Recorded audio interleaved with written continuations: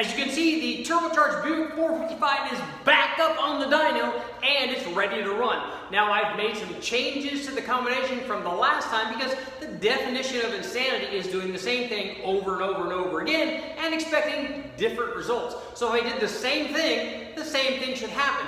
That's why I made some changes. So let's check out those changes and see what I did. First on the list is obviously I've included an air-to-water intercooler. So we're running dyno water up this line into the cooler and then back out to the tower. See, this is an air-to-water intercooler. It's one I've used for a lot of applications. We've done way over 1,000 horsepower for this thing. So for this combination, it's kind of overkill, but it will help cool the charged air coming from the turbo into the carburetor, even though the carburetor itself acts as a charge cooler. But I wanted to have double charge cooling just to make sure. We got a lot of things going on there that I don't know about. I'll tell you one thing I really don't like about this combination. I don't like the fact that it has exhaust crossover. See that part right there in the middle of the intake manifold? That thing gets scorching hot because it has an exhaust crossover in there. Now I looked for plugs last night to try to plug those up, and I'm definitely going to do that when we pull these heads back off.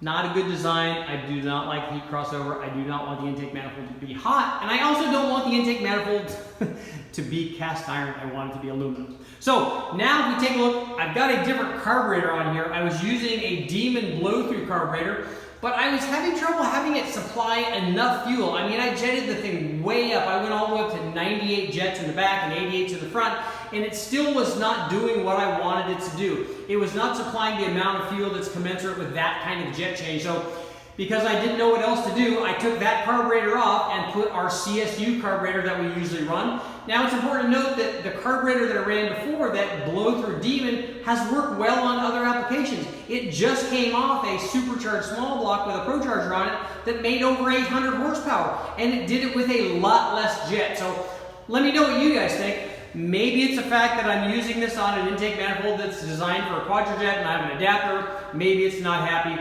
Whatever the reason, I have limited dyno time. I took that carburetor off. I put the CSU on there. I put an 80 front jet and a 90 rear instead of 90 rear jets. I adjusted the boost reference power valves to about a half turn in, past flush. So they're activating at about 6 or 7 pounds. And you know, we're gonna have to see. It all works out good. I've got the CSU hat on there just like before. Got our intercooler. The other change I made to help things out, a new water pump. I'll show you a picture of the old water pump, and you can tell it was on its last leg. It was already like destroyed and wearing itself through, so it was leaking everywhere. So the new water pump fixed all that. So we got new water pump, new head gaskets. I ordered a new intake gasket, but they did not have it in time. So I reused the old intake gasket. I'm hoping that it does not leak. We'll have to see. Now both the intake and the exhaust spring already had existing 60,000 shims, so adding another 60 on the intake helped things out, and that's the heavy valve anyway. I tried adding one to the exhaust, but it would no longer locate the spring, so I just didn't put one on the exhaust side. I don't think it's going to be a problem. We're not going to be revving this motor. This thing wants to make peak power at less than 4,000 RPM anyway. I'm just not revving it out, and it should be fine. I want to note something else that's important. If you take a look, I reused all of the factory head bolts. I did clean them on the grinding wheel to clean the threads out. I put oil on them, you know, and I also torqued them in a manner that's not standard, at least what I saw online for the Buick. What I do on every other cylinder head that I've ever put on is normally you start from the middle and work your way out and sequence that. And it's not like that way on an LS, it's like that way in a small block Chevy, a big block Chevy. Basically everything that you do is like that. And when I was looking up the Buick, it said to do the top bolts and then the bottom bolts, and I wasn't going to do that. So I started in the middle and worked my way out just the way that I normally do with everything else. Let me know if I've gone off the reservation on that. If the proper way to do a Buick is different than that, let me know, and you know, we'll see how the comments go. Well, it looks like I got everything hooked up. I got the discharge tube, the turbo, all that stuff. I've got all the vacuum lines. The motor itself obviously is all together, so it's ready to start. So let's go in and see if it will indeed start, and if I did my job right on my first Buick rebuild. But make sure to stick around to the end of the video because I'm going to cover some technical stuff, but not till the end, you know, during the conclusion.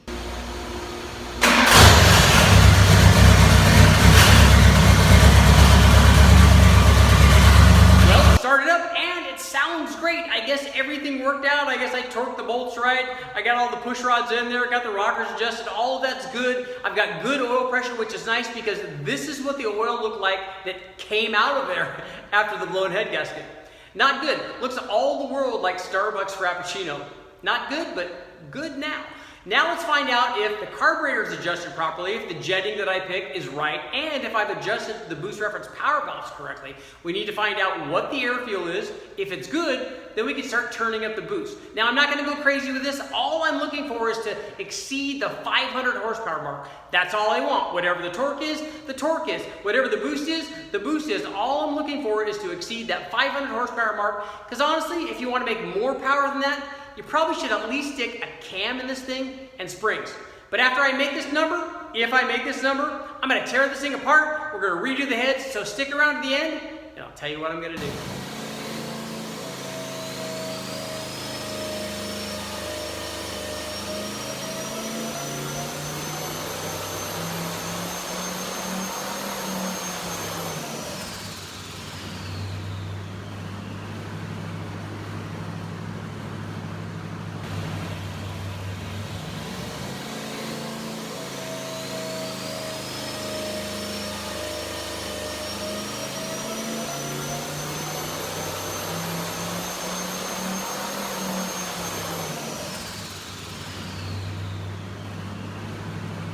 Well, we've rerun the Buick. Now with the improved head gasket sealing, we've got shims under the springs, at least on the intake springs. We've got the air-to-air intercooler. We've got a different carburetor on there. So here's what happened when we started adding boost to it. And note also that the timing was put at 25 degrees. And this is running an airfield that's in the mid-10s. So it's super safe. There's definitely power left if we were to go into the 11s. But this is what I adjusted, and this is what we did. I was just looking to make the big number. So here's what happened when we ran 6.9 pounds. And I wanted to show you what happens and why it's very important for us to make 2 or 3 runs at each boost level. So this is the first run we made with that peak of 6.9 pounds. But here's what happened after we made a backup run without changing anything. So what we get is a big jump in torque. Went from 611 to 695 foot-pounds. And then once it stabilizes, and all this is the heat in the turbo. So if you can get more heat into the turbo, because on the first run, didn't really put too much in there. Then after the run is over, there's plenty of heat. So we got a lot more response on the second run than we do on the first run. Out at the top, the gains are not that dramatic. Like here, it went from 428 to 435 horsepower. So the gain there is not great, although it is some. But the gains are dramatic here, and this is a big change in boost because it's a change in response from all of the heat energy. So that's an interesting thing. I just want to point that out to you guys, and that's why I make multiple runs until this stabilizes so I know exactly what's going to happen. So here's what happened when we jumped up in boost. So this is 7.7 pounds. Peak power jumped up to 472 horsepower. Peak torque was way up there at 733 foot-pounds of torque. So here's what happened when we went up a little bit more to 8.1 pounds, 744 horsepower. Peak torque didn't jump up, or peak horsepower didn't jump up dramatically, 477 horsepower. And here was our final run of the day at 9.2 pounds, 760 foot-pounds of torque, and 505 horsepower. And again, this is at an airfield that's 10.5 to 1. It's got 25 degrees. We've got the air-to-water intercooler on it. And I have a little bit more. I just added 100 octane. I wanted to make sure that we took care of all of our bases here, make sure everything was covered. So we had extra cooling from the intercooler. We had a little bit of extra octane from increasing the amount of 100 octane that I put in there. It was richer because I put the CSU carburetor on there. So it made it safer basically in every way, just to make sure we would get to this number without hurting this motor. Now it's time to take it apart, but let's go to our conclusion and talk about some top secret stuff. I really love it when a plan comes together. Does that mean I'm part of the A team? No, I'm part of the B team. Buick, and I guess also Boost, because you're always part of the Boost team for anything. including the Buick. Now, anytime you make peak power at 3,800, which is what this Buick did, there's bound to be some big torque numbers, and the Buick, again, did not disappoint. Huge torque numbers, so kudos to the Buick. But you know what? I'm all done testing the turbo stuff on a stock 455. I just don't want to do it anymore. There are a lot of things I want to change, so let's talk about that. First off, that factory cast iron intake manifold has to go. Especially, I want to plug the exhaust crossovers on that. That's just terrible. So when we redo the heads, I'm definitely going to do that. And speaking of the heads, and this is why I want you guys to stick around to the end, are these stage 1 heads? I'm going to show you the factory casting number, and you can tell me. I mean, it has the cool valve covers on it. Technically, they're not stage 1 heads, and they also are stage 1 heads. Well, how can they be both? Well, according to Mike out at TA Performance, Buick used the same castings for stage 1 heads and for non-stage 1 heads. All they did was put the bigger valves in the stage 1 heads and then unshroud the valves, which was just a machining process. So there wasn't a special casting number for the stage 1 head. So if that's incorrect, make sure all the Buick experts let me know that I'm an idiot and I don't know what I'm talking about. But that means that these heads can be brought up to stage 1 specs. With the bigger valves, I can unshroud them. But here's also something else I want you to take a look at. While I had the valves out, while I was changing the shims under the valve springs, I took a look at the valve. Now if you take a look at this valve, there's a big dish in this valve. So if we replace these valves, which we're going to if we do a stage 1 upgrade on it, and if we do porting on it, if we replace this valve with a flat face valve, we're going to increase the compression.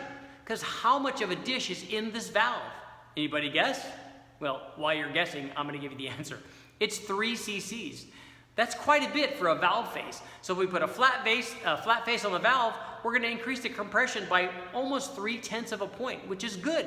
That means if we do a valve upgrade, we're going to get extra flow and we're going to get extra compression. So we're going to make even more power, which is why I want to do the cylinder head upgrade. I also want to do the intake upgrade. I want to get rid of that cast iron intake. I want to put an Edelbrock on it, aluminum intake. It's lighter, it's going to flow better, it's going to do all these things that are much better. So definitely heads, definitely intake, and after we do the heads, we can start putting cams in. I'm going to start out with a mild cam, an RV style cam. I want to do that, and I want to do it with the iron heads, but I definitely want to do it with an aftermarket intake manifold. I don't want to do it with a cast iron intake manifold. And we're going to go through some NA changes. So we'll do the heads, we'll do the intake, we'll do a couple of different cams, and then we can revisit some boost.